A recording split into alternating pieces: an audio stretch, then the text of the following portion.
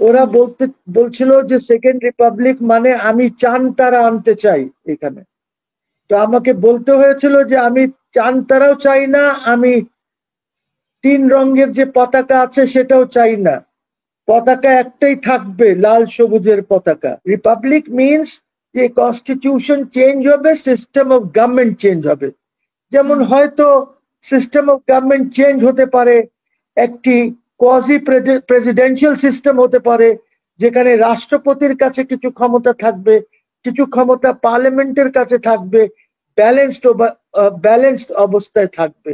এইটাই তারা মিন করছে।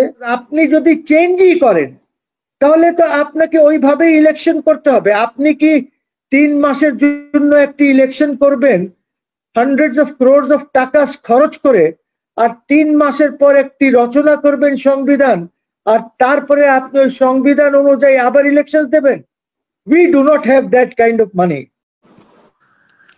দেখুন, কালকে ওরা দল করেছে, আমি স্বাগত জানিয়েছি, ওদেরকে অভিনন্দন জানিয়েছি।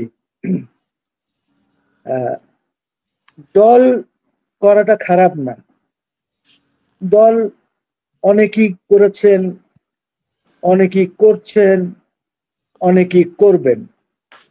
কিন্তু প্রশ্ন হচ্ছে যে ভিশনারি লিডারশিপ যদি না দিতে পারে, যতই দল করেন কোনো লাভ হবে না। আমার দেশে আমি যেটা দেখছি যে ভিশনারি লিডারশিপের খুব অভাব। কেউই যে আজকের থেকে 50 বছরে কি হবে, 70 বছরে কি হবে, এই ভিশন নিয়ে কিন্তু কোন পলিটিক্যাল পার্টি চিন্তা করে না।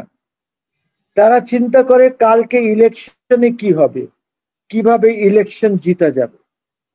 এইটা হলো সবচেয়ে বড় সমস্যা। ইলেকশন জিতা ইজ নাথিং।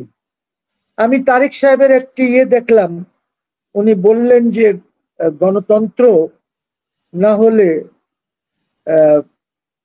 ডেমোক্রেসি থাকবে না, মানে নির্বাচন না হলে বা হোয়াট এভার। আমার কথা হচ্ছে যে নির্বাচন অবশ্যই হতে হবে, জনগণ এই দেশের মালিক, ওদেরকেই সিদ্ধান্ত গ্রহণ করতে হবে যে কারা দেশ পরিচালনা করবে। কিন্তু আমার ভয় হচ্ছে কি যে স্মল পার্ট, গণতন্ত্র কিচ্ছু না। গণতন্ত্র কি শুধু ইলেকশন? ইলেকশন তো না। গণতন্ত্র ইজ অলসো এ কালচার।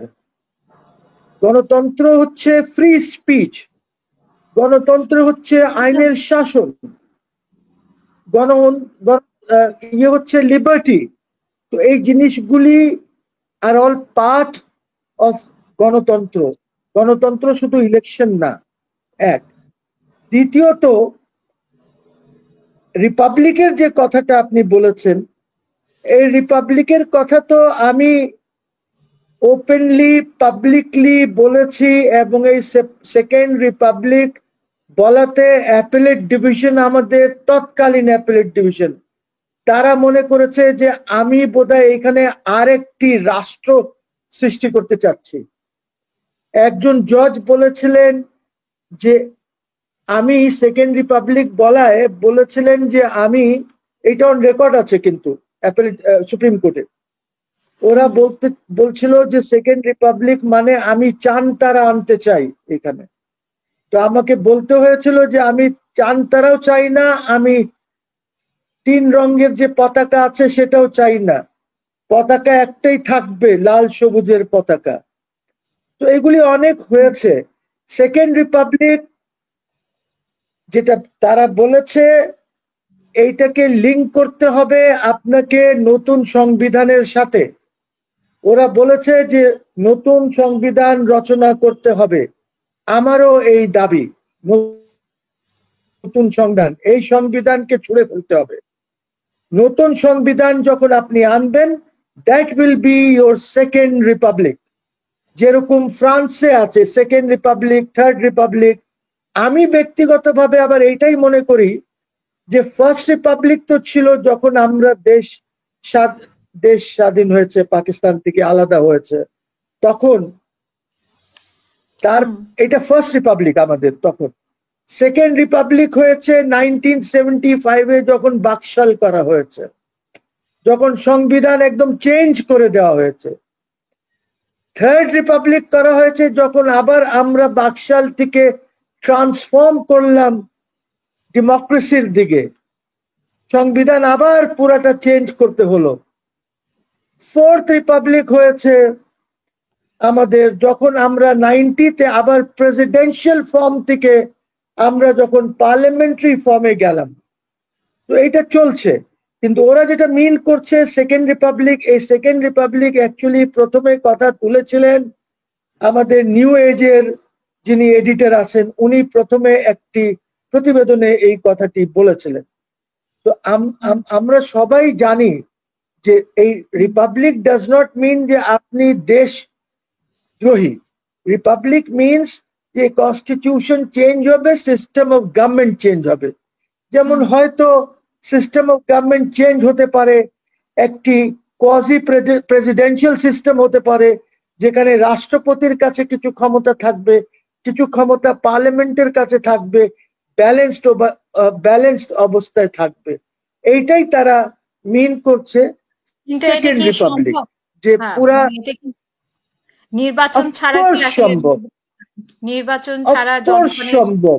অনেকেই বলবেন আপনাকে, অনেকেই বলবেন অফকোর্স সম্ভব, অনেকেই বলবেন আপনাকে যে একটি কনস্টিটিউয়েন্ট অ্যাসেম্বলি করতে হবে। No, I am sorry, it is not required. আপনার সংবিধান বাই অ্যাক্লেমেশনও হয়, অর্থাৎ আপনি সংবিধান রচনা করবেন, রচনা করার পর এই সংবিধান 2-3 মাস ডিবেট হবে, এই সংবিধানে এইটা একটা ফাইনাল শেপে যাবে, তারপরে এইটা জনগণ এইটা রেফারেন্ডামে দিয়ে দেবেন, জনগণ এইটার উপরে ভোট দেবে। এইটা হলো বাই অ্যাক্লেমেশন। আমাদের এইটার ব্যাপারে অনেক লিগ্যাল থিওরিজ আছে।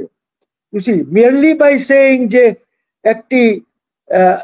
একটি ইলেকশন হবে না, বিকজ আপনি যদি চেঞ্জই করেন তাহলে তো আপনাকে ওইভাবে ইলেকশন করতে হবে। আপনি কি 3 মাসের জন্য একটি ইলেকশন করবেন হান্ড্রেডস অফ ক্রোর্স অফ টাকা খরচ করে, আর 3 মাসের পর একটি রচনা করবেন সংবিধান, আর তারপরে আপনি ওই সংবিধান অনুযায়ী আবার ইলেকশন দেবেন? We do not have that kind of money. আমরা তো টাকা ছেপে ছেপে কোনোভাবে কাজ করছি।